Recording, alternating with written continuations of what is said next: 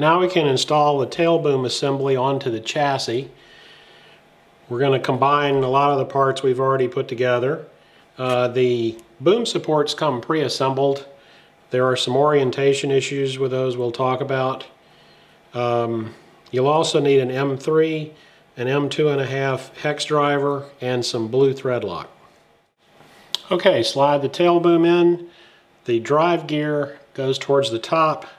This will just fit right between the frames. You need to maneuver it around the PEMs a little bit. And then we're gonna connect this with M3x8 socket head screws. They're all the same size. We're only going to put in five of them on each side, 2 for each tail boom support, and 1 at the bottom of the transmission. We're going to leave the one on the top open for now. I just want to highlight the bolts again. These are all M3x8s. You want to put the 2 in the rear tail boom clamp, the 2 in the front tail boom clamp, and the 1 in the lower part of the transmission. This threaded hole in the top, we're going to leave the bolt out for now, because when we put the canopy mount in the next step, that's when it'll go in. Now flip the model over and put the same 5 screws in on the other side, and the tail boom is now in the chassis. Once the tail boom's installed, now all the gears are going to be engaged. Everything should move smoothly. If it doesn't, loosen all the tail boom bolts and reposition it and try again, because these parts are very accurate. It should move very smoothly.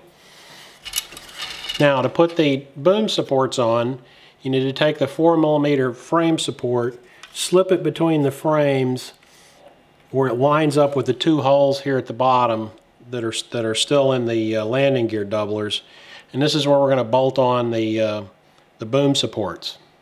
A quick note about the boom supports: as I said earlier, they're pre-assembled. They are not reversible though, they are directional. If you look at each end, there's a little divot, and this divot defines the side of the end that has an angle in it. So they need to go in specific orientations on the chassis. The way to do this is take one end. The divots are going to be up against the inside of the frame in the front, and they're going to be on the outside of the clamp on the back. I'll show you this once it's on the chassis. Alright, the boom supports are going to bolt into the spacer that we slid between the frames using the long M4 bolts. Put a serrated washer under each one. Again, this end of the boom mounts, the divot's going to be on the inside, the boom support mounts I meant. That way the angle points the rear part of this in towards the tail boom. You want to put blue thread lock on these. Don't fully tighten them yet. If for some reason you can't get this tight, the spacer has a flat on it. If you use a 7mm wrench, you can grab it. You'll be able to get them tight later. Moving to the back of the boom supports, you want to take the bottom boom support clamp. That's the one that has the 2 4mm holes in it. Put it between the back of the boom braces and use the shorter M4 bolts, and again serrated washers.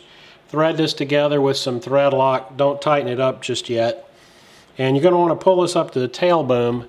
Before you can do that, you need to make sure this control rod is slid out of the way. That's why we didn't put the other end on it yet. And then this can just slide up against the boom. Take the top of it, drop over the boom, and you're going to take the 2 M3x12 socket heads and thread this together. Use thread lock on it. So when you put these 2 bolts in, you want to tighten these sort of equally. There's a this will leave a little space, I don't know if you can see that, between the top and the bottom. You want to try to get both sides of that equal, so you don't want to just clamp down on one side. Once you got that in place, you can tighten the 2 4mm bolts in the back and then the 4mm bolts in the front. Alright, we need to put the other end of the control rod on now. Let me get into position for that. So we want to thread the other end of the ball link control on the tail rotor push rod. Thread it in about halfway through the threads. We're going to do a final adjustment on this once the servo's in. and you're going to snap it over the ball on the bell crank for the tail rotor pitch control. So here I've got the ball on the link, and moving the control rod changes the pitch on the tail rotor. Again, we're going to do a final adjustment on this when the servo's in place.